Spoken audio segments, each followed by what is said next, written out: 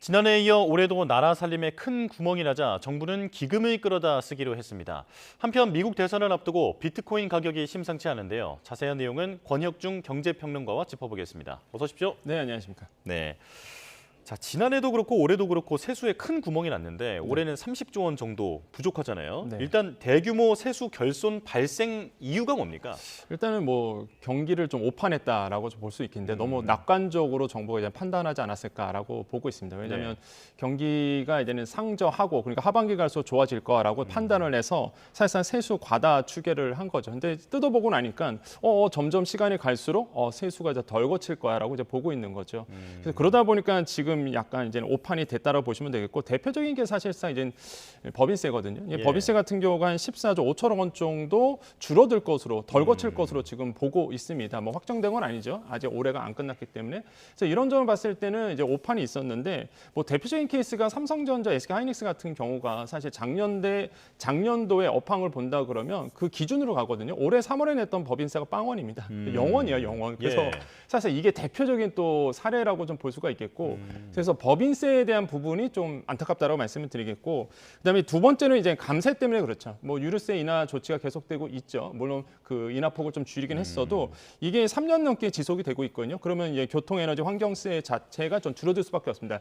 여기에서 한 4조 원 정도가 이제 덜 거치게 돼요. 그러면은 법인세, 소득세, 그다음에 유류세까지 한다 그러면 사실상 이제는 계속적으로 이제 마이너스가 날 수밖에 없는 상황으로 이제 갈 수밖에 없고요. 이런 점을 봤을 때는 좀 지금 앞으로 계속 세수 부족이 일어나지 않을까라고 좀 보고 있습니다. 예. 그러니까 세금이 더 거칠 것으로 오판했던 그런 이제 영향이 큰 것 같다 이렇게 말씀을 해주셨는데요. 자, 그런데 보편적으로는 이제 이렇게 부족한 경우에 네. 추경을 편성하거나 네. 국채 발행을 해서 메우지 않습니까? 그렇죠. 네. 네, 보통은 그렇죠. 이제 만약에 세수가 부족하다 그러면은 보통 이제 추경을 통해서 사실상 이제 세수를 메꾸게 되는데 정부 아시겠지만은 재정 준칙에 의해서 절대 이제는 나라빚 늘리지 않겠다라는 이제는 준칙을 사실 기준을 세워놨습니다. 그러다 네. 보니까 사실 추경한다 그러면 결국에는 국채 발행하는 거거든요. 당연히 국채 발행 안 한다 그러니까 추경은 들어갈 수 없는 영역이고 그러면은 결국에는 나라 살림을 아낄 수밖에 없는 영역이겠죠. 그래서 예. 지금 계속적으로 보고 있는데 사실 지금 저는 그런 말씀 드리고 싶어요. 나라도 영끌을 한다. 한마디로 이제 국민만 영끌하는 것이 아니라 예. 나라도 지금 영끌을 하고 있다고 보시면 되겠고 아. 지금 이제 외평기금 쓰겠다라고 얘기를 했습니다. 그래서 외평기금 쓰겠다는 부분도 사실상 저도 또 이번에도 쓰는구나. 작년에 한번 썼었거든요. 근데 예. 이번에도 외평기금 한 6조 원 정도 쓴다고 얘기했기 때문에 이것도 사실상 시장에서는 좀 우려스러운 목소리가 나오고 있고 또 하나는 한국은행에서 하던 법정 적립금까지도 살펴봤다라는 얘기가 나오거든요. 네. 이게 법정 적립금은 뭐냐면 한국은행에 손실이 난다 그러면 그 손실을 메꾸기 위해서 이게 적립금으로 모아두는 기금입니다. 이거는 현행법상 정부가 쓸 수 없는 영역이에요. 근데 이제 이거를 쓸 수 있는지 이제 법적 검토를 했다라는 거죠. 예. 그것만으로도 얼마나 지금 정부가 아껴 쓰려고 하는지 정말로 뭐 영끌하려고 하는지를 알 수 있어요. 물론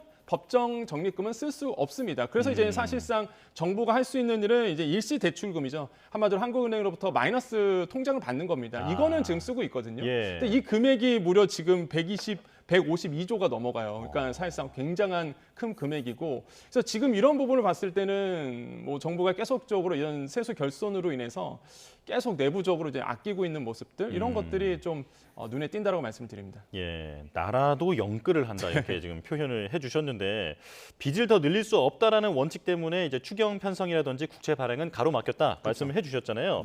자, 이제 외평 기금도 언급을 해주셨는데 지금 이 외평 기금이 어떤 성격의 기금인지를 좀 알려주시면 이해가 쉬울 것 같습니다. 그러니까 외평 기금 같은 경우는요, 우리가 보통 이제 환율 조절을 위해서 쓰는 기금입니다. 네. 외국환 평형 기금이라고 보통 얘기하는데 이 환율을 이제 유동성이 굉장히 크잖아요. 그러다 보니까 환투기 세력이 항상 들어오거든요. 그 환투기 세력을 이제 잠재우기 위해서 한마디로 이제 총알이라고 생각하시면 돼요. 네. 근데 이게 외평 기금에 대해서 물론 남는 부분에 대해서 이제 쓰겠다라고 얘기를 하고 있는데 여기서 이제 무슨 문제가 생기냐면 뭐 말 그대로 우리가 보면은요. 외환 보유고는 충분합니다. 세계 예. 9위 정도 되기 때문에 충분한데 외평 기금은 그 안에서 이제 총알로 쓰이거든요. 그러면 네. 이제 환투기 세력이 있습니다. 환투기 세력이 투기를 하게 돼요. 그러면 외평기금 딱 보고 나서 판단하거든요. 이 나라가 정말 총알이 많구나. 그러면 본인들도 손해를 입을 수 있기 때문에 이제 겁을 내요, 사실상. 예. 그러다 보니까 약간 뒤로 미루게 되는데 그 외평기금이 계속 줄어든다고 보면은 환투기 세력한테는 하나의 기회 빌미가 될 수 있어요. 동기가 될 수도 있겠네요. 네, 그러다 예. 보니까 사실상 외평기금 웬만해서는 안 쓰는데 작년에 한번 썼었고요. 네. 올해도 이제 쓴다고 얘기를 했기 때문에 이런 부분에서는 제가 봤을 때 환율 조정에 의해서 본다 그러면 사실 약간 무리수가 좀 있다라고 저는 개인적으로는 판단하고 있습니다. 예, 환율 방어를 위한 방파제 성격의 기금인데 지금 이 부분을 허문다라는 우려가 나오고 있다라는 거고, 자, 이 이슈는 이제 마지막 질문을 드릴게요. 자, 지금 이제 이렇게 세수 펑크가 나고 예, 지금 오판이 이어지고 이런 문제를 보시면서 어떤 점을 보완해야 한다고 생각하십니까? 저는 부부 관계라고 보거든요. 그러니까 남편이 있고 아내가 있습니다. 근데 이제는 남편이 그러는 거예요. 아내분한테 야, 우리 좀 아끼자. 대출이 너무 많어. 그래서 네. 빚이 너무 많으니까 좀 아끼자라고 얘기합니다. 그러면 아내분이 충분히 공감하잖아요. 그렇죠. 그래, 우리 아끼자. 그래서 아이들 교육비도 아끼게 되고 이런 것들 아끼게 됩니다. 그런데 남편인 거예요. 정말 남의 편입니다. 아니 이게 아끼자고 해놓고선 자꾸 남한테 빚 빌려주고 남한테 막 돈을 빌려주기도 하고요. 네. 심지어 물론 그러면 안 되겠지만 바람까지 핀다 그러면 어떻게 어떻게 될까요? 사실 아내가 그 남편에 대한 신뢰를 확 잃어버리겠죠. 네네. 아끼자고 해도 아마 안 아낄 것 같아요. 아내분께서. 아마 지금 그런 상황이지 않을까 저는 생각하거든요. 예. 물론 그렇다는 건 아니겠지만 그러니까 신뢰의 문제라고 저는 생각을 해봅니다. 만약에 세수 부족으로 인해서 정말 지금 교금이라든지 교육에 대한 부분도 지금 부족한 부분에서 사실상 교금이 더 떨어지고 있거든요. 이런 거 봤을 때 지방 정부도 마찬가지고 국민도 마찬가지고 정부가 하자는 대로 사실상 이제는 믿을 수 있겠는가? 저는 이제 신뢰의 문제라 보기 때문에 이런 문제는 세수 결손 상태는 지속되는 건 전혀 바람직하지 않다라고 좀 말씀을 드립니다. 네. 이제 부부 신뢰 관계로 재미있는 비유를 해주셔서 네, 이해가 더 잘 된 것 같습니다. 자, 다음 주제로 넘어가겠습니다. 지금 비트코인이 한국 기준으로 보면 1억 원을 넘었더라고요. 네. 지금 왜 이렇게 오르는 겁니까? 일단 사실상 비트코인에 대한 우호적인 분위기는 트럼프 전 대통령이 이제 재선이 좀 계속 확률이 높아진다는 보도가 나올 때마다 이제 네. 올라가거든요. 그런 이유는 트럼프 전 대통령이 그동안 이제 비트코인에 대한 굉장한 우호적인 발언을 했기 때문에 그렇다고 말씀을 드려요. 미국 정부에 대한 비트코인 전략적 비축으로 하겠다. 한마디로 전략 자산 삼겠다라고 이미 예고를 한 상태고, 그다음 비트코인을 미국에서 채굴 하도록 하겠다. 이런 얘기도 했었거든요. 그러니까 비트코인에 굉장히 우호적인 발언을 했습니다. 원래는 비트코인에 되게 비판했던 분인데 뭐 본인의 이제 정치 자금이라든지 후원금이라든지 아니면은 본인의 굿즈 상품을 팔았거든요. 그걸 또 가상화폐로 받았어요. 네. 그랬더니 너무 잘 팔리는 거예요. 한마디로 이제는 코인 맛을 본 거죠. 그렇다 보니까 이 비트코인에 대해서 생각이 완전히 바뀌었습니다. 트럼프 전 대통령이. 그래서 이제는 비트코인에 대한 우호적인 발언을 내놨고 전 대통령에 대한 인지도가 높아가면 높아갈수록 비트코인이 계속 점핑하는 모습 보이거든요. 지금 우리 돈으로 1억 원이 이제 돌파를 했어요. 어제만 네. 해도 9,800만 원 정도였거든요. 김치 프리미엄을 더 한다 하더라도 지금 1억 원이 넘었기 때문에 앞으로 계속 이런 비트코인은 올라갈 가능성 굉장히 크다라고 좀 생각을 해보겠습니다. 예, 트럼프 바람을 타고 지금 이 비트코인도 날아가고 있다. 네. 네, 이렇게 보면 될 것 같은데요. 자, 금값도 지금 한돈에 52만 원을 넘었다고 하는데 이건 왜 오르는 겁니까? 금바 오르는요 이미 예상이 된 상태였습니다. 왜냐하면 네. 금리 인하 시기가 돌아오거든요. 그 금리가 인하된다 그러면 상대적으로 금값은 오를 수밖에 없습니다. 금은 이자가 없거든요. 그러면 다른 자산, 화폐의 가치가 떨어지다 보니까 금리 인하 시기에는 당연히 이제 금에 대한 사실상 관심을 많이 갖게 됩니다. 그래서 예. 이제 금값이 오르게 되는 부분이 있고요. 두 번째는 중앙은행들이 금을 많이 샀습니다. 그래서 계속 오를 수밖에 없고 마지막으로 이제 지정학적 리스크가 있는데 대표적인 또 안전자산이잖아요. 그러니까 중동 정세가 심해질수록 뭐 금에 대한 수요가 많아져요. 그래서 금값이 계속 오를 거고요. 지금 국제 금 시세가 트라이온스당 2,700달러 선을 넘어섰습니다. 지금 시가에서는 2,900달러 선까지 갈 수도 있다는 얘기가 나와요. 그렇기 때문에 금값은 제가 봤을 때는 계속적으로 오를 가능성은 여전히 있다라고 말씀드립니다. 예. 자, 그리고 또 오르는 게 하나 더 있죠. 지금 달러인데 1,400원을 환율이 지금 1,400원을 넘보고 있습니다. 이것도 분석해 주실까요? 일단 강달러 지금 계속적으로 지속을 보여왔는데 그런 이유로 좀 몇 가지를 뽑겠습니다. 네. 이런 마찬가지예요. 미국 대선 때문에 그렇습니다. 트럼프 전 대통령의 이제는 우호적인 뭐 기사라든지 확률이 높아질수록 사실상 이제는 달러의 강세가 나오는데 그러한 이유는 이제 트럼프 전 대통령의 공약을 보면은 결국에는 사실상 물가가 높아지게 되는 공약들이거든요. 그럼 물가가 물가가 높아진다는 얘기는 사실 뭐 말 그대로 연준에서 금리 인하식을 좀 뒤로 미루게 됩니다. 그러면 당연히 이제 강달러가 나올 수밖에 없는 영역이겠죠. 그래서 환율이 높아지게 되는 거고, 두 번째는 미국 경제 지표가 굉장히 잘 나오고 있습니다. 그래서 예. 지금 시장에서는 야, 연착륙이 아니라 무착륙이다 이거 이런 얘기를 하거든요. 예. 그 정도로 미국 경제가 좋고, 그럼 당연히 강달러가 되고요. 세 번째로는 마찬가지로 중동 전세 때문에 그렇습니다. 이제는 안전자산 선호 심리 때문에 달러를 또 찾게 돼요. 그래서 이런 주요 원인 때문에 강달러 지속은 뭐 계속 되고 있고, 그럼 문제는 이겁니다.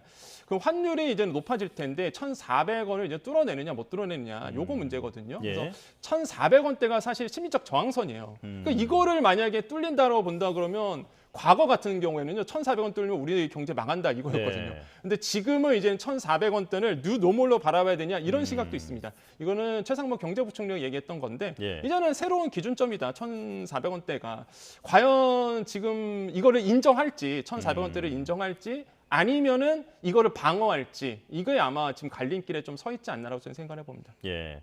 자, 지금 남은 질문들이 많아서 조금 속도감 있게 예, 진행해 보도록 하겠습니다. 자, 이제 우리 경제에 대한 총평이 좀 궁금한데 3분기 그 경제 성장률을 보니까 지난 분기도 마이너스 성장했는데 네. 이번에는 또 제자리 걸음이었더라고요. 이제 복합 위기다라는 전망도 있는데 한국은행은 뭐 그냥 둔화 정도지 침체는 아니다 이렇게도 얘기를 하고 있습니다. 뭐가 맞는 겁니까?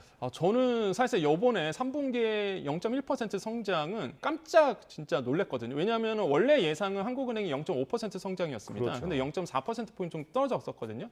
이런 부분을 봤을 때는 우리 경제가 지금 복합적 위기가 아니겠느냐는 얘기가 나와요. 그래서 4분기 때 사실상 만약에 역성장까지 나와버리면은 굉장히 문제가 있고, 특히 이게 경제 성장이 둔화되는 이유가 수출 때문에 그렇거든요. 그러니까 예. 3분기 통계를 보면은요, 생각보다 수출이 안 됐습니다. 그런 이유가 반도체라든지 자동차에 대해서 과거에 비해서 이제 수출력이 많이 떨어지고 있는, 경쟁력이 떨어지고 있는 부분이 눈에 보이거든요.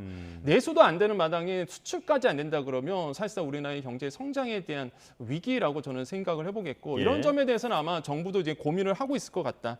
그래서 지금 미중 갈등이 굉장히 커지고 있잖아요. 그래서 저도 이게 좀 더 우려스러운 부분이 있는데, 왜 그러냐면 우리가 이제는 만약에 미국이 중국을 견제하게 됩니다. 그렇게 된다 그러면 중국이 수출을 못 하겠죠. 예. 근데 우리나라에게 왜 문제가 생기냐면 우리가 중국에 수출을 하는 게 20%가 넘어가는데 대부분이 중간재입니다. 아, 예, 네. 이게 중간재로 중국에 수출하는데 중국이 수출을 못하면 우리가 중간재 수출할 수가 없어요. 그렇겠네요. 중국 쪽에. 그러면 사실상 또 성장 동력이 떨어지게 되거든요. 이런 복합적 위기가 지금 우리 경제 안에 있다라는 거. 그렇기 때문에 지금 정부가 아마 굉장히 좀 신경을 쓰고 있지 않을까라고 생각을 하고, 그 중심은 이제 환율을 보시면 돼요. 환율을 절 방해할 수 있느냐, 방어를 못하느냐가 우리나라의 이 역량이 달려 있다고 생각을 해보겠습니다. 예.